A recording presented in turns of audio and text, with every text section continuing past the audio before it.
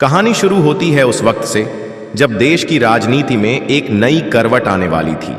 UP की गली गली में, पब्लिक के मोबाइल फोन में, पान की दुकान पर और गांव के चौपालों पर सिर्फ एक ही चर्चा थी, 2027 में कौन? एक ओर दलितों की पुरानी रानी मायावती, दूसरी ओर दलित युवाओं के दिलों में आग बनकर उभरा एक नया नाम, चंद्रशेखर आजाद। ये कोई सीधा साधा चुनाव नहीं था, ये तो जैसे दलित आत्मा की दिशा तय करने वाली जंग थी। मायावती, वो नाम जो कभी सत्ता की गद्दी पर 4 बार बैठ चुकी थी। एक समय था जब यूपी में सत्ता के गलियारों में बसपा का झंडा सबसे ऊंचा फहराया करता था, हाथी चलता था और विरोधियों की सियासत कांप उठती थी। लेकिन अब 2027 की सुबह मायावती के लिए वैसी नहीं थी जैसी पहले हुआ करती थी। ना वो जोश, ना वो जनसैलाब, ना वो चेहरों पर गर्व। जैसे वक्त ने बहुत कुछ बदल दिया था। और उधर चंद्रशेखर आजाद, काले चश्मे वाला नौजवान जो आज की जनरेशन के लिए बस कोई नेता नहीं, एक आंदोलन था। वो लड़का जिसने सहारनपुर की गलियों से चलकर संसद के दरवाजे तक अपनी आवाज पहुंचाई। लोग उसे भीम आर्मी वाला लड़का कहते थे, लेकिन वो खुद को बस आजाद कहता था। और आज वही आजाद मायावती के सामने चुनावी मैदान में खड़ा था। मीडिया वालों की नजरें टिकी थीं, पॉलिटिकल विश्लेषकों की सांसें थमी थीं। क्या चंद्रशेखर मायावती की राजनीतिक विरासत को तोड़ पाएगा? क्या दलित वोट अब बंट जाएगा, या फिर मायावती फिर से अपनी खोई हुई ताकत वापस पा लेंगी? इन सभी सवालों का जवाब हर दलित को जानने की जल्दी है। बढ़ते हैं आगे, उससे पहले चैनल को सब्सक्राइब कर ले। तो सुनिए, सवाल सिर्फ इतना नहीं था कि कौन जीतेगा, सवाल ये भी था कि 2027 के बाद दलित राजनीति किस दिशा में जाएगी। क्या बसपा फिर से बहुजन की पार्टी बन पाएगी, या फिर चंद्रशेखर का नया आंदोलन पुरानी व्यवस्था को जड़ से हिला देगा?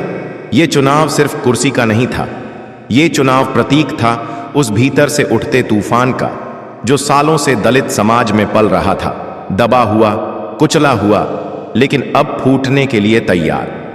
और यही था 2027 का सबसे बड़ा ड्रामा, मायावती बनाम चंद्रशेखर आजाद। 2027 का माहौल गर्म था। उत्तर प्रदेश की सड़कें, गलियां, मोहल्ले, हर नुक्कड़ पर सिर्फ इसी चर्चा की आवाजें थीं। एक तरफ मायावती, जिनकी तस्वीरें पहले दीवारों पर खुद ब खुद चिपक जाती थीं, अब उतनी आसानी से नजर नहीं आ रही थीं। दूसरी तरफ चंद्रशेखर आजाद, जिसके नाम पर युवा दीवारें खुद पेंट कर रहे थे।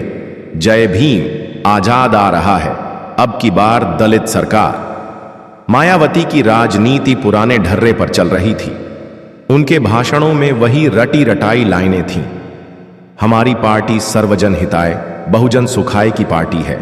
हमने दलितों को सम्मान दिलाया, हमने यूपी को विकास दिया। लेकिन जनता अब सिर्फ बीते कल की बातें नहीं सुनना चाहती थी, उन्हें आज का संघर्ष चाहिए था, आज की लड़ाई और भविष्य की दिशा। और चंद्रशेखर, वो मंच पर आता, काला चश्मा पहनकर भारी आवाज में बोलता, अब हमारे समाज को किसी बेहेंजी की जरूरत नहीं है जो एसी कमरों में बैठकर दलित की बात करे। अब खुद मैदान में उतरकर लड़ने का वक्त है।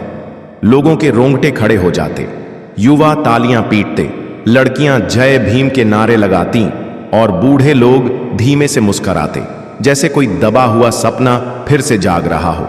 मायावती के सामने ये नई चुनौती वैसी थी जैसी उन्होंने कभी पहले नहीं देखी थी। कांशीराम के जाने के बाद उन्होंने खुद को बीएसपी की तानाशाह नेता बना लिया था, लेकिन अब सामने वो शख्स था जो ना झुका था, ना डरा था, ना किसी जाति समीकरण से बना था। वो एक विद्रोह था जो मायावती के पूरे सिस्टम को निगलने के लिए आगे बढ़ रहा था। लेकिन मायावती भी मायावती थी। उन्होंने चंद्रशेखर को बीजेपी का एजेंट कहना शुरू किया। उन्होंने उसे संघ समर्थित दलित बताया जो बहुजन आंदोलन को बांटने आया है। उन्होंने दलित समाज को चेताया, अगर तुम आज बहक गए तो तुम्हारा आने वाला कल और भी अंधकारमय होगा। लेकिन लोगों को अब डर नहीं लग रहा था, क्योंकि मायावती का डर अब पहले जैसा असर नहीं करता था।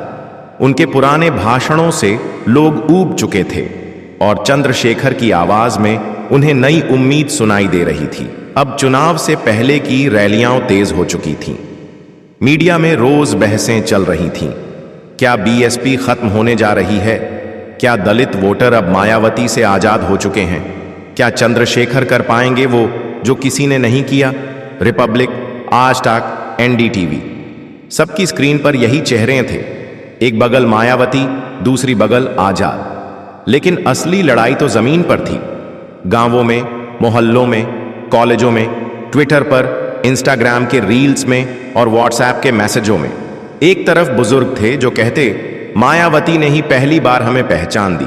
दूसरी तरफ युवा थे जो चिल्लाते अब बहुत हुआ, नई क्रांति चाहिए। बीएसपी के कार्यकर्ता हताश थे। पुराने कैडर कमजोर पड़ चुके थे। बूथों पर उत्साह नहीं था। और उधर एएसपी, आजाद समाज पार्टी के कार्यकर्ता रातों को जगे हुए थे। सोशल मीडिया पर ट्रेंड कर रहे थे, पोस्टर चिपका रहे थे, नारे गढ़ रहे थे। लेकिन मायावती इतनी आसानी से हार मानने वाली नहीं थी। मायावती ने पुराने दलित नेताओं को बुलाया, पुराने जमीनी कार्यकर्ताओं को फिर से सक्रिय करने की कोशिश की। एक एक को याद दिलाया गया कि किस तरह बसपा ने उन्हें पहचान दी थी, सम्मान दिया था। पुराने भाषणों की क्लिप्स फिर से सोशल मीडिया पर चलाई गईं।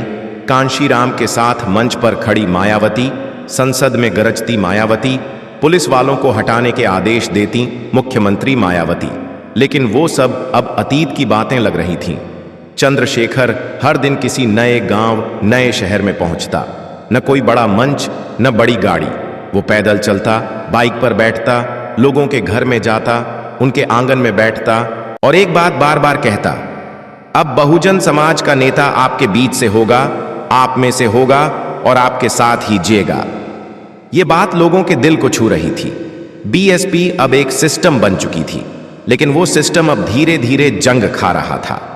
पार्टी के अंदरूनी झगड़े, टिकट की डीलिंग, नेताओं की नाराजगी सब सामने आने लगे। कुछ पुराने बीएसपी नेता एएसपी में शामिल हो गए। मीडिया में ये खबर बम की तरह फटी, मायावती के अपने छोड़ रहे हैं उन्हें। लेकिन मायावती के पास एक चीज अब भी थी, अनुभव, राजनीति का गहरा अनुभव, चुनावी गणित की समझ। वो जानती थीं कि चंद्रशेखर के पास क्रांति है, लेकिन व्यवस्था की पकड़ नहीं।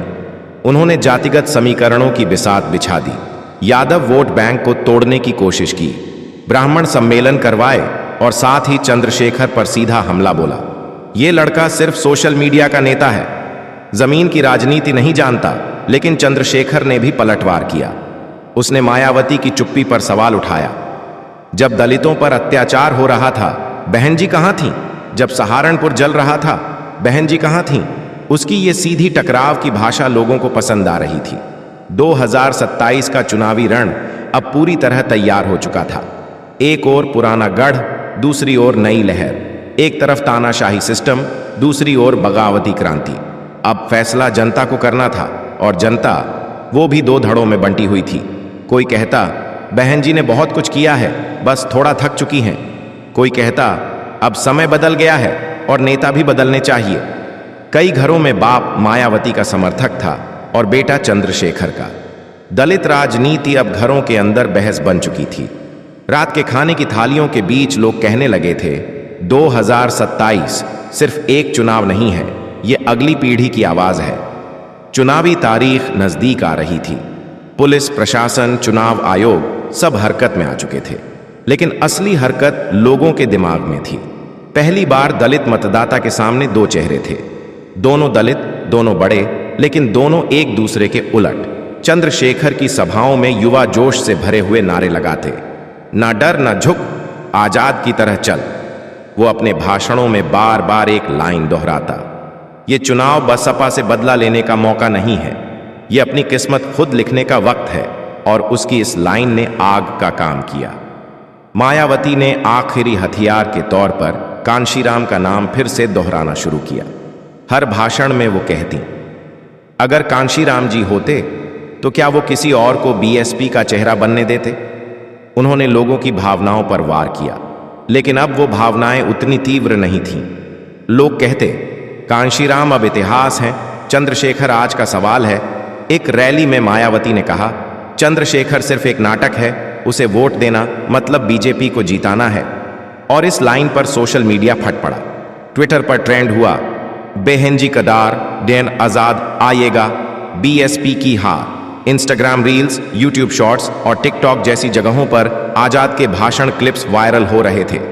कई न्यूज चैनलों ने सर्वे दिखाए 50% युवा दलित वोटर अब बीएसपी से नाखुश थे। 40% ने कहा वो पहली बार एसपी को वोट देंगे। ये सब देखकर बीएसपी का पुराना गढ़ हिल गया। मायावती ने तब अपनी आखिरी चाल चली। उन्होंने एक प्रेस कॉन्फ्रेंस बुलाकर यह कह दिया, अगर इस बार बहुजन समाज मुझे सत्ता में नहीं लाता तो मैं राजनीति से संन्यास ले लूंगी।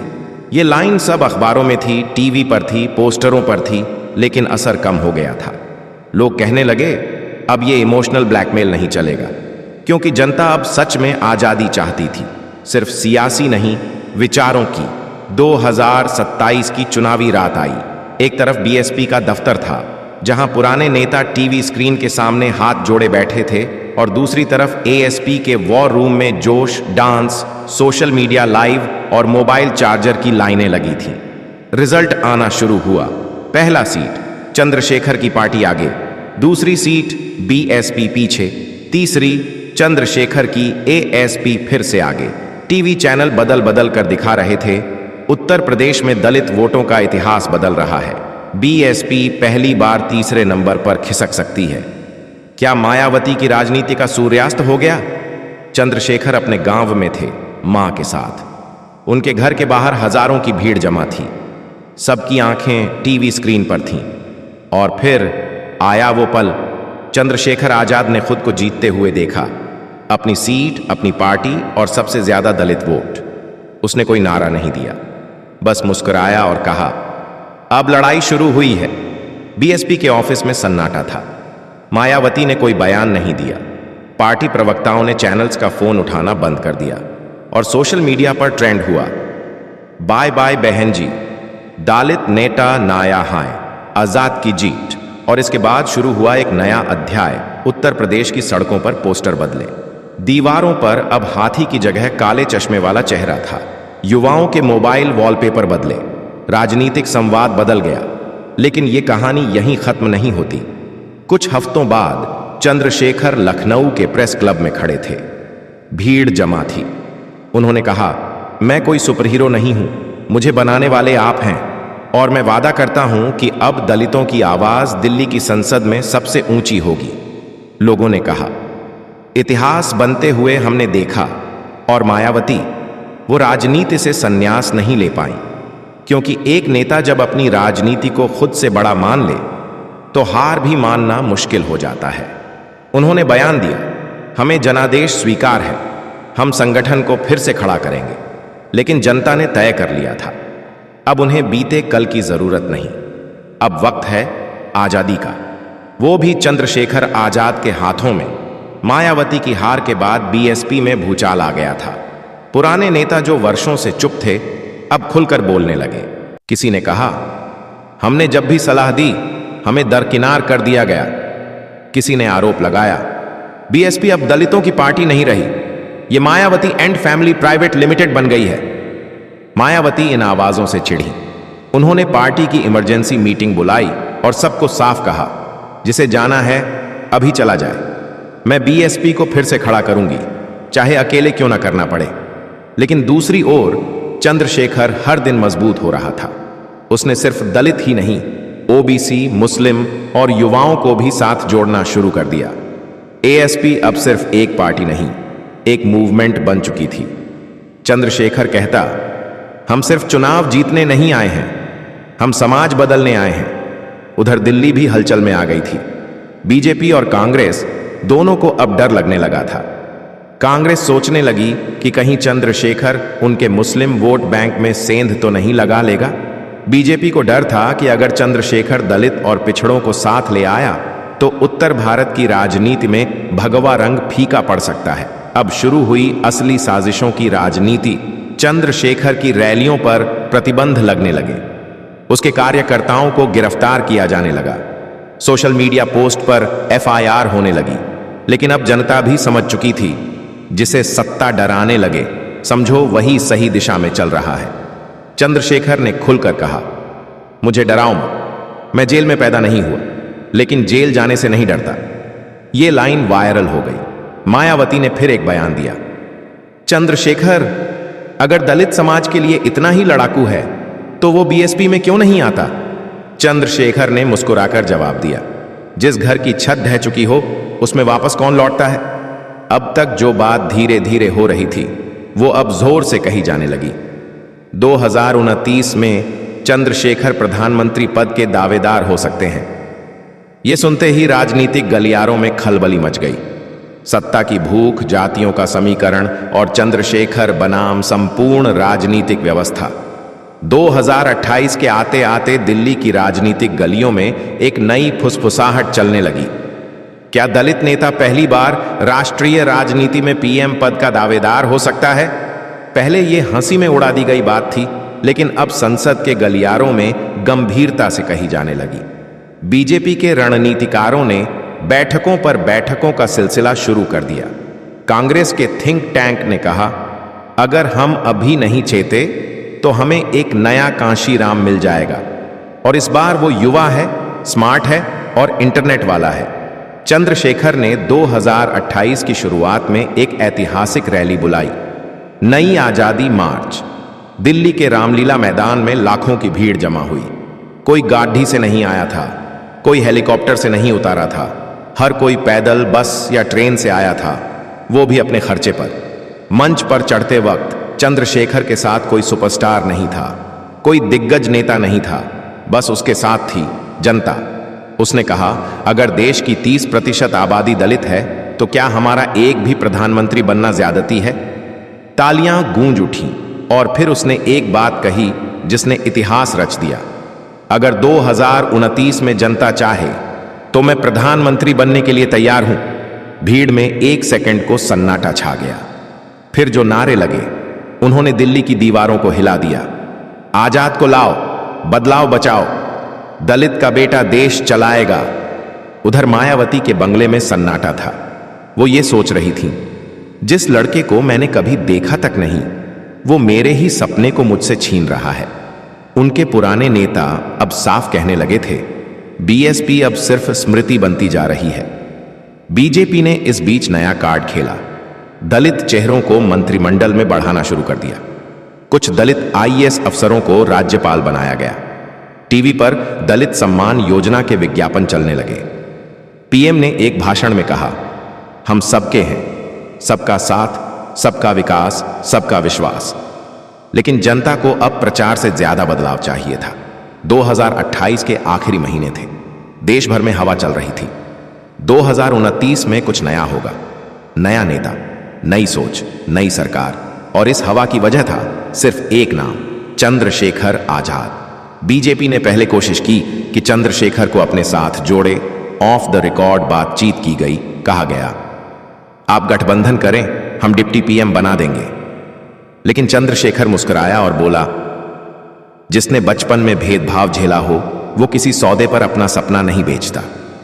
कांग्रेस ने भी झलक दी, आप हमारे साथ आइए, हम मिलकर बीजेपी को हराएंगे। लेकिन चंद्रशेखर ने साफ शब्दों में कहा, दलितों को अब किसी की भी गुलामी मंजूर नहीं। अब सत्ता पक्ष और विपक्ष दोनों के चेहरे पर एक ही डर था, अगर ये लड़का चल गया तो हमारी पार्टियों की दुकानें बंद हो जाएंगी। यहीं से शुरू हुई एक सिस्टम बनाम आजाद की लड़ाई। टीवी चैनलों ने उसके खिलाफ अभियान चलाना शुरू किया। चंद्रशेखर के पास अनुभव नहीं है, चंद्रशेखर अराजक नेता है, उसका कोई ठोस विजन नहीं है, एक न्यूज एंकर ने यहां तक कह दिया। क्या देश को टिकटॉक नेता चाहिए? लेकिन सोशल मीडिया पर जनता ने जवाब दिया, नहीं, हमें टिकटॉक नहीं, टेक्निकल क्रांति चाहिए, और वो आजाद से मिलेगी। फिर आई सबसे बड़ी साजिश, चंद्रशेखर की पार्टी एएसपी के 12 उम्मीदवारों पर चुनाव आयोग ने नामांकन खारिज कर दिया। कारण, कागजी गड़बड़ी। लोगों ने कहा, यह गड़बड़ी नहीं, यह डर है, डर उस बदलाव का जो अब आ चुका है। इतिहास में पहली बार दलित समाज गांव से निकलकर न्यूज रूम में, संसद में और ट्विटर स्पेस में बराबरी से बोल रहा था। मायावती ने फिर एक इंटरव्यू दिया, मैं ही असली दलितों की नेता हूं। चंद्रशेखर को सत्ता का लालच है, लेकिन इस बार जनता ने ही जवाब दिया, बहन जी आप सम्मानित हैं, लेकिन इतिहास का हिस्सा है, अब वक्त वर्तमान का है। 2029 आते आते सियासत एक महाभारत में बदल चुकी थी। बीजेपी, कांग्रेस और बीएसपी सब एकजुट होकर आजाद की एएसपी को रोकना चाहते थे। कभी जातिगत तनाव फैलाकर, कभी मीडिया दबाकर, कभी सरकारी मशीनरी से, लेकिन हर हमला आजाद को और मजबूत बना रहा था। उसने फिर कहा, मैं सत्ता के लिए नहीं लड़ रहा, मैं उस बच्चे के लिए लड़ रहा हूं जो स्कूल में सिर्फ इसलिए पीछे बैठता है क्योंकि उसका नाम दलित है। आज के वीडियो में बस इतना। मिलते हैं एक नई वीडियो में एक नई टॉपिक के साथ। हर नई वीडियो सबसे पहले देखने के लिए चैनल सब्सक्राइब करें।